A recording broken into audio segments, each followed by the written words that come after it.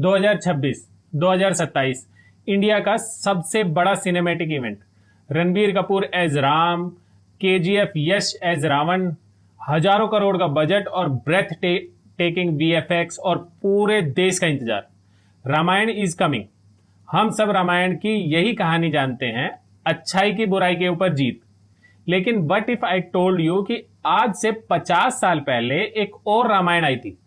कोई फिल्म नहीं, एक किताब।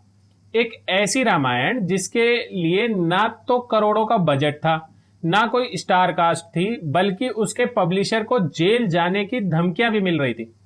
एक ऐसी रामायण जिसमें राम हीरो नहीं था और रावण विलन नहीं था। एक ऐसी रामायण जिसमें दावा किया गया कि ये धर्म की नहीं बल्कि नॉर्थ इंडिया के आर्यंस की साउथ इंडिया के द्राविडियंस पर जीत की पॉलिटिकल कहानी है। ये कहानी इतनी एक्सप्लोजिव थी कि उस वक्त की पावरफुल यूपी सरकार ने इसे बैन कर दिया, हर कॉपी को जब्त करने का ऑर्डर दे दिया।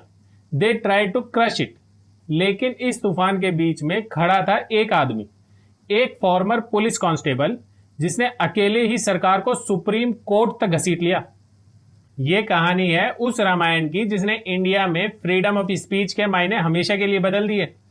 ये कहानी है ललाई सिंह यादव की। नमस्कार दोस्तों और स्वागत है आपका लायंस रॉर के चैनल की एक नई वीडियो पे। आज हम बात कर रहे हैं एक ऐसी लीगल बैटल की जिसके बारे में बहुत कम लोग जानते हैं, लेकिन जिसका असर आज भी हमारी जिंदगी पर पड़ता है।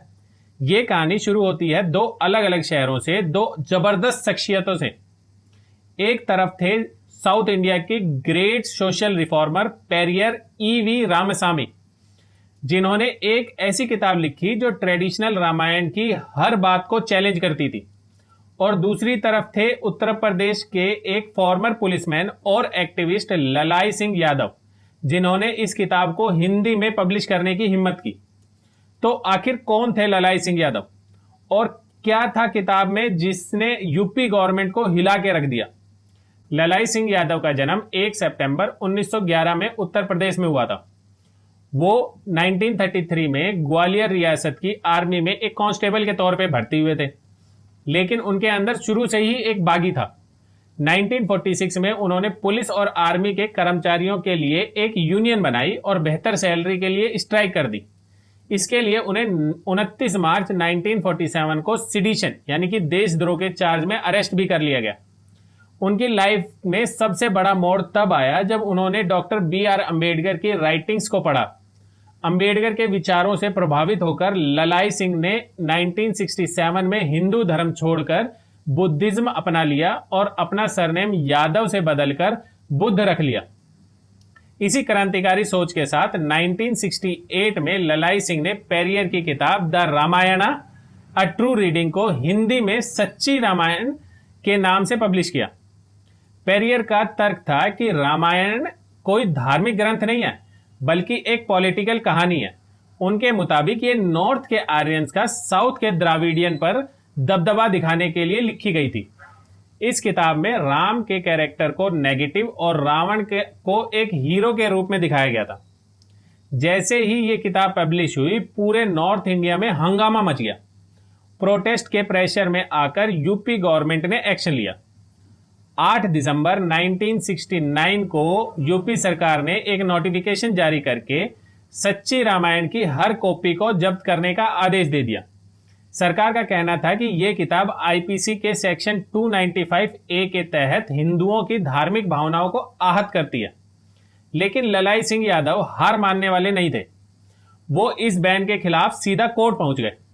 मामला पहुंचा इलाहाबाद हाई कोर्ट में और यहां पर केस ने एक अजीब मोड़ ले लिया। 19 जनवरी 1971 को इलाहाबाद हाई कोर्ट ने एक ऐतिहासिक फैसला सुनाया। कोर्ट ने यूपी गवर्नमेंट के बैन ऑर्डर को रद्द कर दिया। लेकिन क्यों?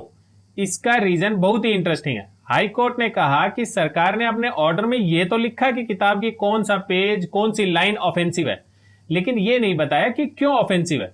सरकार ने ग्राउंड्स ऑफ ओपिनियन यानी कि राय का आधार ही नहीं बताया। ये एक प्रोसीजरल गलती थी, लेकिन एक बहुत बड़ी गलती थी।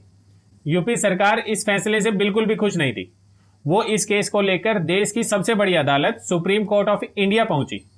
केस का नाम था स्टेट ऑफ यूपी वर्सेस ललाई सिंह यादव। सालों तक ये केस चला और आखिरकार फैसले का दिन आया। 16 सितंबर 1976 को जस्टिस वी.आर. कृष्णा अय्यर की बेंच ने अपना अंतिम फैसला सुनाया। सुप्रीम कोर्ट ने यूपी सरकार की अपील को खारिज कर दिया और इलाहाबाद हाई कोर्ट के फैसले को बरकरार रखा। जस्टिस कृष्णा अय्यर ने अपनी जजमेंट में जो कहा वो इंडिया की लीगल हिस्ट्री में अमर हो गया। उन्होंने कहा, an order may be brief but not a blank, यानी सरकार का ऑर्डर छोटा हो सकता है पर खाली नहीं हो सकता। सरकार को हमेशा बताना पड़ेगा कि वो किस चीज को क्यों बैन कर रही है।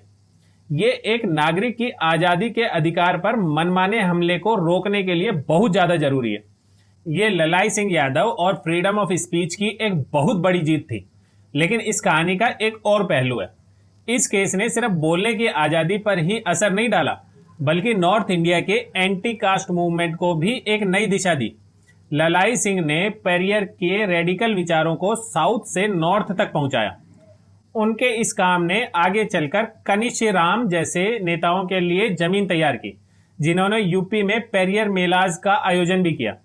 लेकिन यहाँ एक सवाल उठता है, इतनी बड़ी जीत और इतने बड़े योगदान के बावजूद ललाई सिंह यादव का नाम नॉर्थ इंडिया में एक सोशल जस्टिस हीरो के रूप में क्यों नहीं जाना जाता? इसका जवाब नॉर्थ इंडिया की पॉलिटिक्स में छिपा है।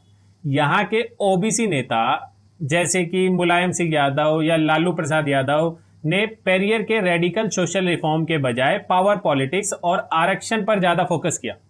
उन्होंने रामायणा मेला तक ऑर्गेनाइज किए, जो पेरियर की विचारधारा के बिल्कुल विपरीत थे। इसलिए ललाई सिंह यादव को रेडिकल रास्ता पॉलिटिकल मेन स्ट्रीम में ही कहीं खो गया।